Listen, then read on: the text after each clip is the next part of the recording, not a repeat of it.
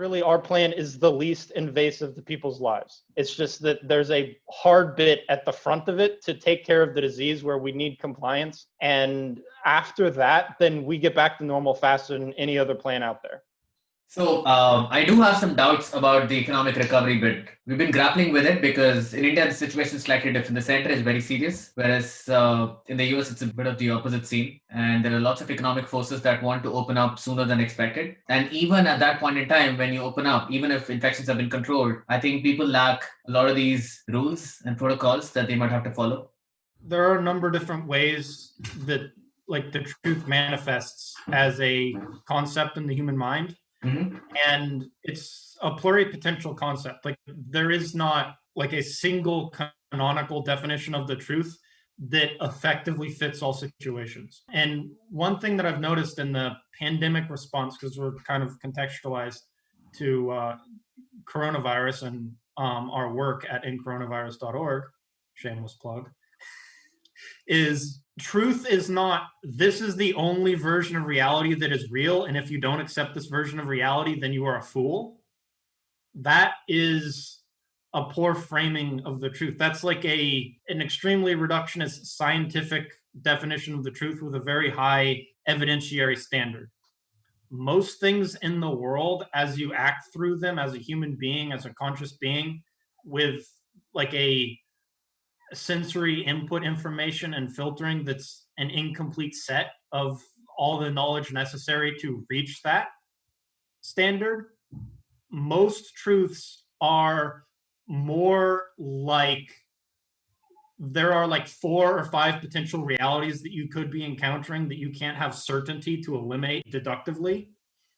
So what way of interacting with those 5 potentials gets you the highest likelihood of success? And then can you conceptualize that unification into a concept that if you acted as if it were true, you would solve the highest probability of all of those situations, regardless of which is literally true, you will reach a good outcome regardless.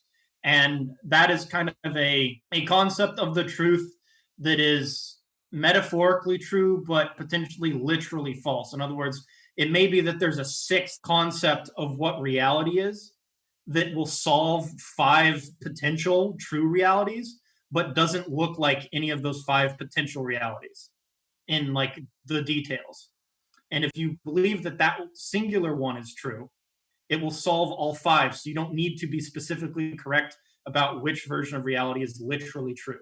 That is kind of, in a rational worldview, the risk management mindset and the complex science mindset, which is less about this is specifically true, and it's more about how do we manage all these pieces so regardless of which is specifically true, we get to a good outcome. Because we can't know which is specifically true because the evidentiary standard is too high to achieve that. There's a term for this that is on the tip of my tongue, but it's irreducibly complex is one way to say it. And so since you can't reduce the complexity, you have to create a concept of the complexity that solves the set. Make sense? Yeah, it's an interesting way to look at it. To me, truth is on a continuum. There is a way we interpret the past in narratives, in stories, in mythology, and that's a truth of one kind. Yeah, and there is a way we interpret the present, and often these two are intertwined because the present is a continuation of some of these narratives from the past. There is a way we look at truths of the future. One way of qualifying the truth is to look at what is untrue and where these untruths hide. In the past, they hide in lies about our stories. In the present, they hide in untruths, in the lies of our intentions, perhaps, our experiences, our honesty.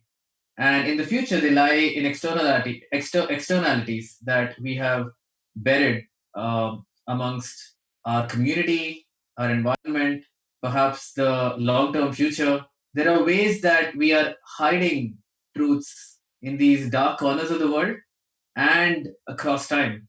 And I think we will have to find a way to understand what's really true from the past to the future and integrate that in the present. Incredibly well said. I like that. That's good. It's the bringing together the past, the future, into the present moment, so that we can act upon both and spread out from there.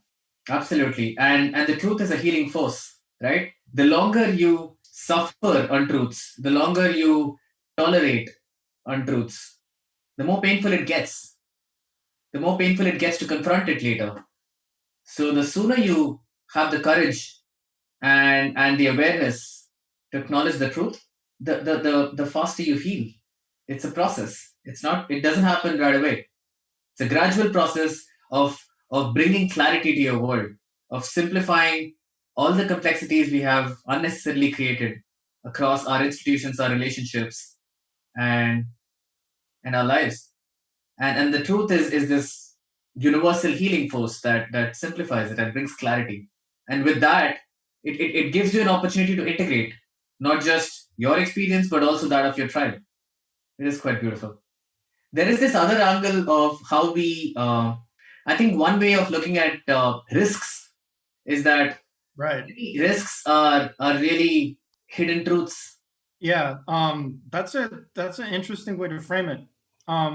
Because I've thought something somewhat similar, sort of in the skydiving, base jumping, wingsuit flying world, which I'm very, very excited by, and I just haven't been healthy enough to actually pursue, which is sort of gear safety. And a lot of that you can solve by continually inspecting your gear and understanding how your gear works in a very deep way. And so a lot of it's like fabric quality and like tensile strength of that fabric, right? Mm-hmm.